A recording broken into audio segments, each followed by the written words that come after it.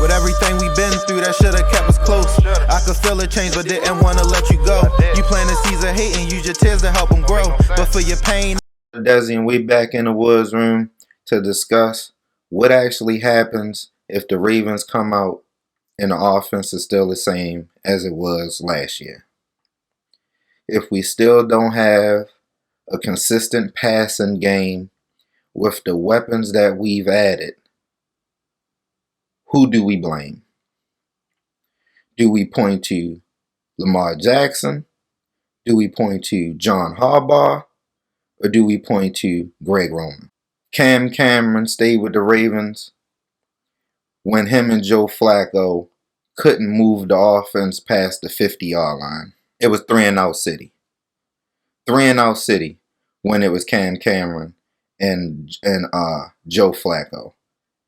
And John Harbaugh kept him way longer than he should have. And then when he finally made the move from Cam Cameron in the middle of the season to replace him with Jim Caldwell, we went on to win the Super Bowl. That is not a coincidence.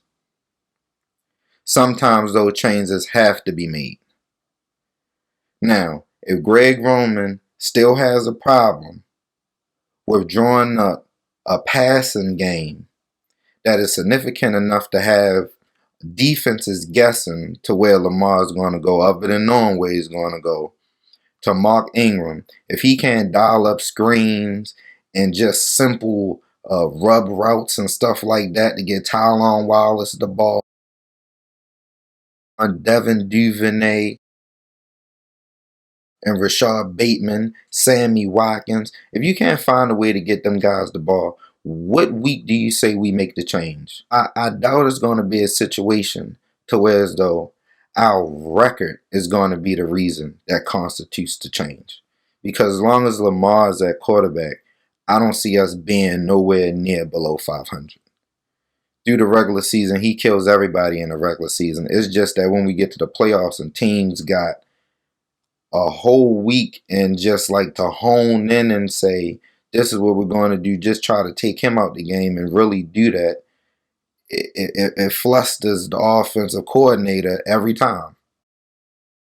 If we get to week 8, say our offensive passing is ranked 26, 27, what do we say?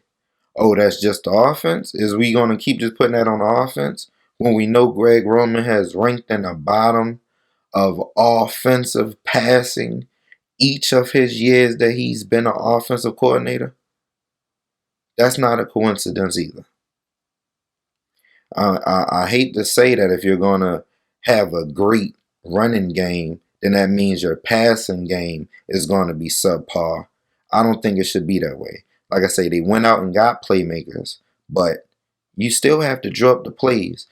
Dan Orlowski had a whole damn segment last year showing where Greg Roman will call the same plays in the first half as he did in the second half. He might just call them to a different side of the field.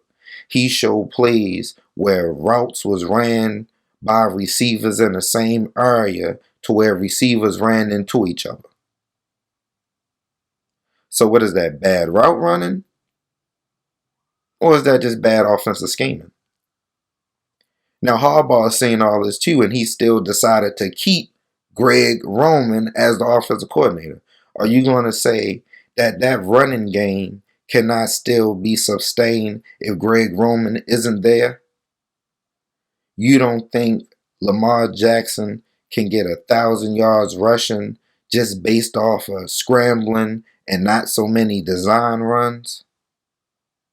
Quarterback draws and quarterback dives. He can't keep doing that for the next 2-3 years. How long you expect him to be running quarterback powers up the middle? He done got tagged a couple times. As much as they say he don't get hit, he don't take a lot of those, but he done got hit. It's just a simple fact that Lamar is a fucking football player. Like, it don't matter. He's a fucking football player. And he'd get up, but like, you just can't keep putting him in harm's way like that. Not saying that standing back there in the pocket isn't putting him in harm's way also. Only thing I'm saying is the design runs to where as though you running them up the middle against defensive tackles and middle linebackers instead of just having things where as though you basically swing them out the pocket And if he decides to run or throw it, then that's his choice. But if you literally sending plays in, saying, Lamar, we need you to run up the middle of this play. And the thing is with Lamar, which makes it so bad, is he'll bust one of them bitches for like 60, 70 yards, and you'd be like, well, that was a good play call. So, I mean, you got to pick your poison. But, hey, that passing game, I think if the passing game really opens up and he's able to dial up those plays to those receivers, I don't think you need those quarterback draws as much and need to rely on Lamar Jackson being a primary ball carrier for your team. I think that's what all this is mainly about. Not having him being your primary ball carrier.